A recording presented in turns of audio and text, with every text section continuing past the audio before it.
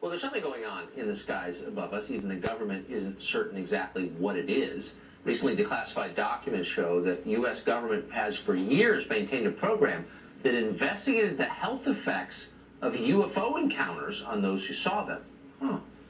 Meanwhile, in response to the news that it's crafting a new UFO reporting system, the Navy, the U.S. Navy, has openly admitted to repeated encounters with unusual aerial objects near its bases. Nick Pope investigated UFO sightings from the UK Ministry of Defense.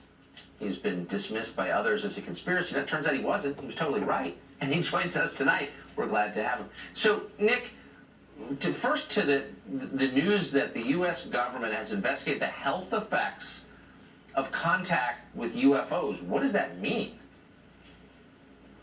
Well, this is a part of the Pentagon's ATIP program that studied these unexplained phenomena.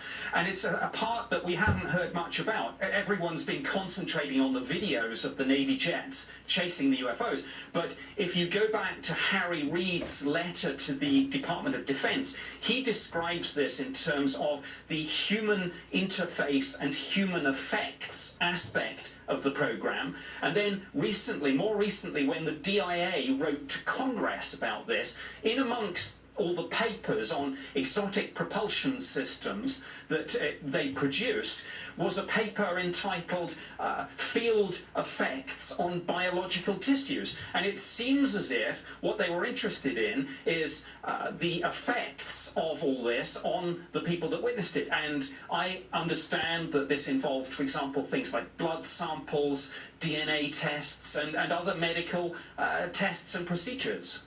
So, I mean, what this really tells us is that UFO encounters are so common that they worried about the health effects of those encounters on Americans. So there's really no question that the U.S. government has known for a long time that something profound is going on. I'm not saying they know what it is, but they've lied about that. Why have they lied about that for so long? It's bewildering.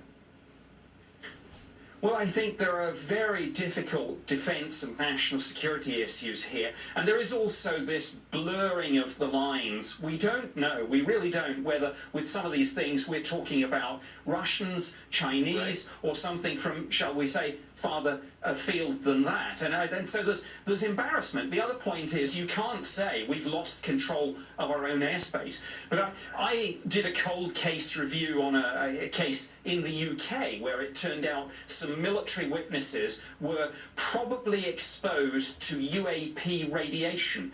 Now, UAP is the British government term for UFO, unidentified aerial phenomena, and these people are now trying to get medical settlements for health issues that they attribute to these close encounters.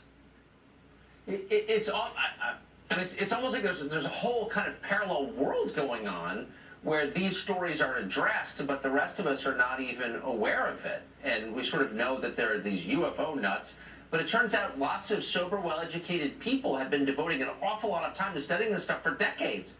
And I'm just amazed that we didn't know.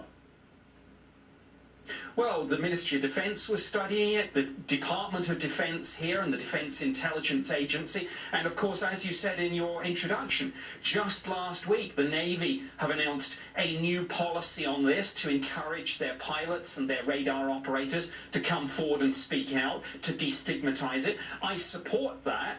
It's unfortunate that we're not going to get, apparently, the data that's actually produced under this. I hope we can get unclassified summaries, and I certainly hope we can get, for example, a copy of the guidance that they say they've just issued on this, because that will give us some clues as to what's going on here.